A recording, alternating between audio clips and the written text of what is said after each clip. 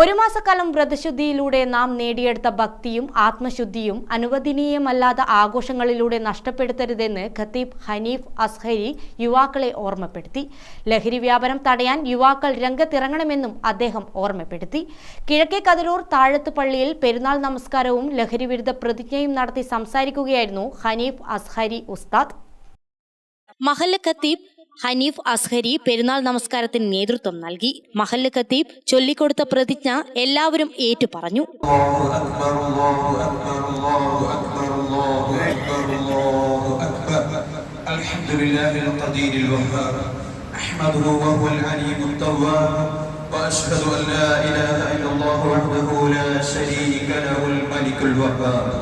وأشهد أن سيدنا محمدا عبده ورسوله الناطق بالصواب صلى الله وسلم على سيدنا محمد وعلى آله وأصحابه عدد الرمل والتراب.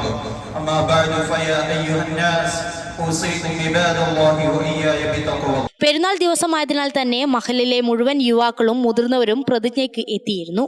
ബഷീർ മുസ്ലിയാർ വയനാട്, മുസ്തഫ തങ്ങൾ, യൂസുഫ് ക, മഹല്ല് ഭാരവാഹികളായ ഫൈസൽ കളത്തിൽ, ദാവൂദ് മുഹമ്മദ്, അബ്ദുൾ ഖാദർ, ഖാസിം, അഷ്റഫ് സലാഹുദ്ദീൻ തങ്ങൾ തുടങ്ങി നിരവധി പേർ പങ്കെടുത്തു. ഗ്രാമിക ന്യൂസ്, തലശ്ശേരി.